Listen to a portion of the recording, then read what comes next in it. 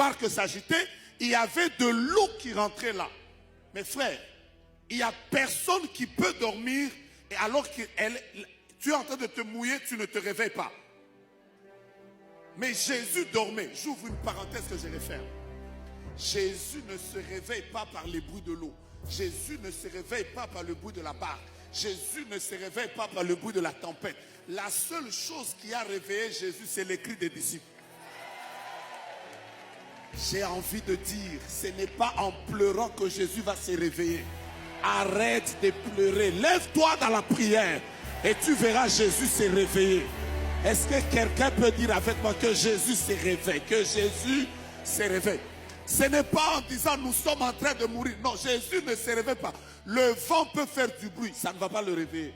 L'eau peut même rentrer dans la barque, ça ne va pas le réveiller. La seule chose qui le réveille, c'est quand il t'entend toi, son bien-aimé, en train de rochakaria. Là, il se réveille. Ce soir, je vois Dieu se réveiller pour ton cas.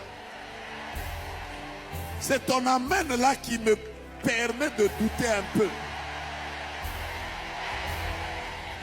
Mais la Bible déclare, ne vous inquiétez de rien. Philippiens chapitre 4. Mais en toute chose, faites connaître vos besoins à Dieu par des prières, des supplications, avec des actions de grâce. Mais ce qui m'intéresse, c'est la conséquence. La Bible dit, et la paix de Dieu, qui surpasse toute intelligence, gardera vos cœurs et vos pensées en Jésus. Les gens qui prient beaucoup ont des problèmes, mais parfois quand vous les regardez, vous vous demandez vous-même, est-ce qu'ils ont les mêmes problèmes que nous? Est-ce qu'ils vivent sur la même terre que nous? En fait, plus vous priez, plus vous sentez une assurance. Parfois, vous ne savez pas pourquoi vous êtes sûr. Est-ce qu'il vous est déjà arrivé d'être en paix alors que vous n'avez pas d'argent? Il vous est déjà arrivé d'être en paix alors que tout s'agite? Vous savez, un homme de prière ne peut pas être dépressif. Ça va t'arriver comment? Et la paix de Dieu là, qui surpasse toute intelligence, elle est où? Ah, j'avais envie de te parler à toi, que Dieu te donne la paix. C'est ton amen qui ne m'intéresse pas aujourd'hui. J'ai dit que Dieu te donne la paix. Tu as besoin de la paix de Dieu. Tu as besoin d'une paix même quand ça ne marche pas. C'est pas parce qu'un homme t'a quitté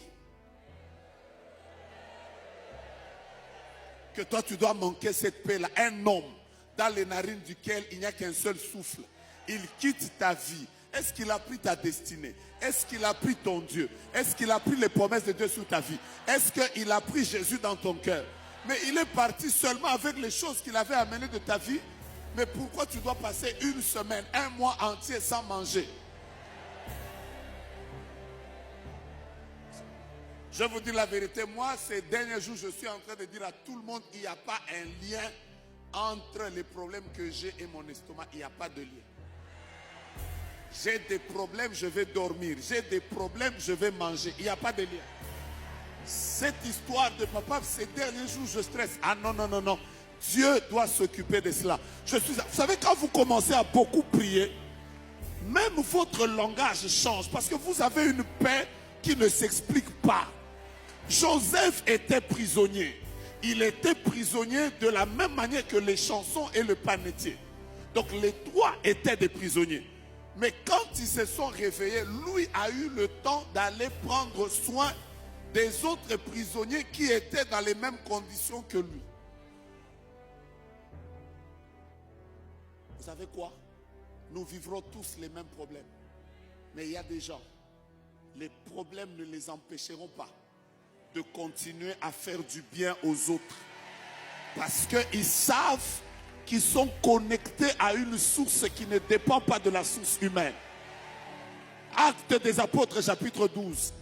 Pierre va mourir demain. Il sait que sa sentence est demain. On va trancher sa tête. Mais la Bible déclare que quand l'ange est descendu, il l'a trouvé endormi. Comment tu peux dormir alors que tu sais que dans quelques heures tu meurs? C'est cette paix que je voudrais que Dieu te donne. Mais tu ne peux pas l'avoir si tu n'es pas un homme et une femme de prière.